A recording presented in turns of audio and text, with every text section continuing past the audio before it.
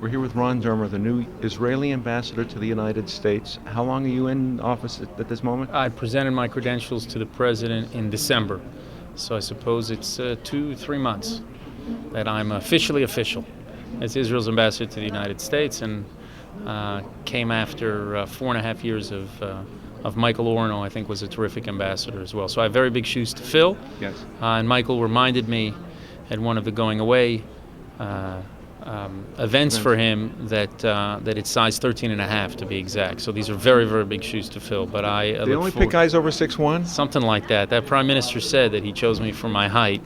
But I'll do everything I can to continue to build a very strong relationship between the United States and Israel. It's our most important ally in the world, and as we meet enormous challenges in the region, it's very important to strengthen that alliance, and that's what I'm dedicated to doing. It's one of the reasons I came down here to Nashville to be with the national religious broadcasters to further strengthen that alliance.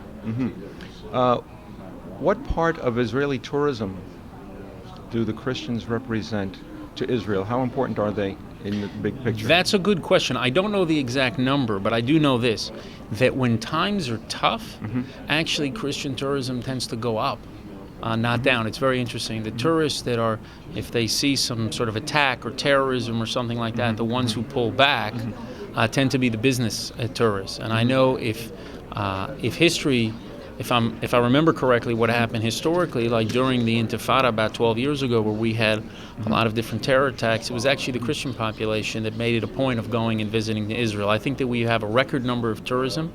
I think it's maybe upwards of 4 million tourists that we had last year. But Israel's a country that should have more tourists than people. I mean, we're sitting on sites that are enormously important to Christians, to devout Christians, to evangelical Christians, to all kinds of Christians all over the world, and that's in the Sea of Galilee or in Jerusalem, and so we look forward to welcoming a lot more Christians to Israel, and I think that can be very important to strengthen Israel's economy, particularly in the Galilee and in the Negev. And you know, Israel's a high-tech economy, but high-tech economy accounts for a good share of our exports, but it's only about 8% of our jobs. And one of the ways you can have a lot of lower skilled jobs that are sustainable over time is to actually have a thriving tourism industry. Right. So when people come to visit Israel, they're actually giving a real boost to the economy in places where it's actually most needed. Let's touch on Iran, if we can, for a second, because the Menendez Kirk sanctions bill, AIPAC backed off of that because they didn't feel there wouldn't be enough time for it to be effective to reimpose sanctions and for them to matter. How well does Israel trust America to negotiate on Israel's behalf, or Israel's interest in safety from? Well, I don't think we have an issue of trust here. What my prime minister said, that first of all, when it comes to Iran, if we want to achieve a peaceful resolution, and no country has a greater interest in achieving a peaceful solution than Israel, because we'll pay the price, the people of Israel. If you don't have a peaceful solution, if we're faced with a choice between Iran having a military nuclear capability, or if somebody has to take military action, regardless of who takes military action, the people of Israel will pay a very high price. So we want to see a peaceful resolution. What we believe is that the way to achieve a peaceful resolution is by actually increasing pressures on Iran as much as possible. And I think what's happened in the last few weeks, and what I've noticed as Israel's ambassador when I go out to different places, what I see is that everyone's become a nuclear weapons expert. And they can talk about 3.5% enriched uranium and 90% enriched uranium, and they can talk about centrifuges and heavy water facilities.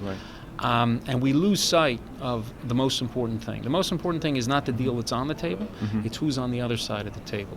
And in Iran, you have the single worst regime of the 21st century. I don't want to offend any of your North Korean viewers, but Iran is the worst regime. They're the foremost sponsor of terrorism in the world. In the last 3 years alone, they've perpetrated terror attacks on 5 continents in 25 different countries. They are responsible for much of the tragedy that you see in Syria. Well over 130,000 people have already been killed. That's because Iran. 130,000 people. That's because including civilians.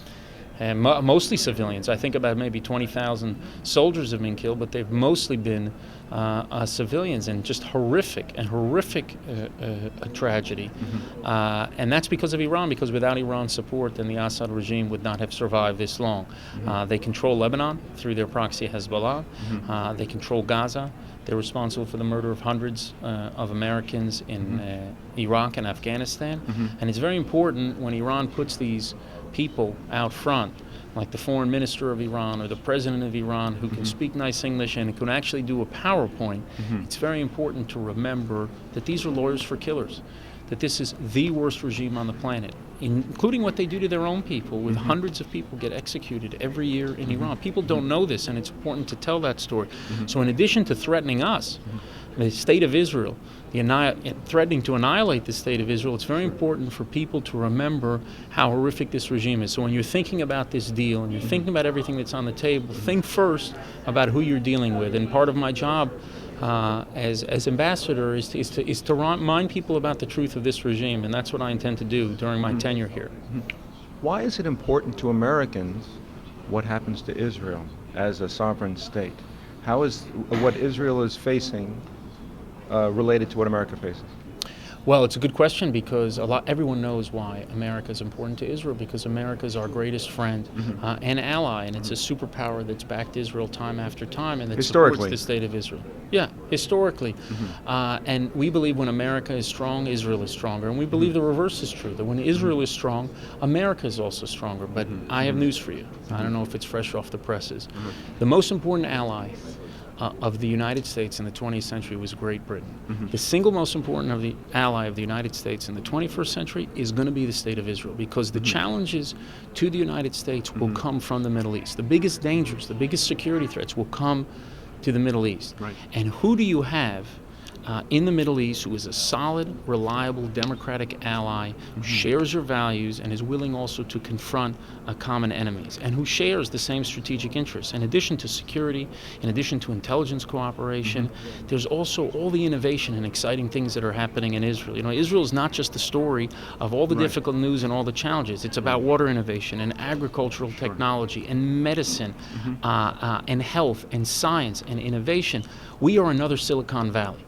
So as you try in the 21st century to have a dynamic and innovative economy, to continue to create conceptual products that are going to propel economies forward, very important to support the state of Israel, because it's a breeding ground for innovation and talent. And I think both on the security side and on the innovation side, Israel is going to be such a strong ally of America in the years to come, and I look forward as ambassador during my tenure to strengthen that alliance and to make it stronger than ever.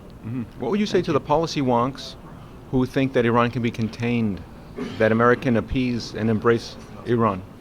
Well, look, we appreciate very much that the president has made clear time after time that his policy is to prevent Iran from developing a nuclear weapon. There may be people outside who think that Iran can be contained. I would not gamble with the future of the world, the security of the world, with the idea that radical ayatollahs armed with nuclear weapons can be contained. This is not the Soviet Union.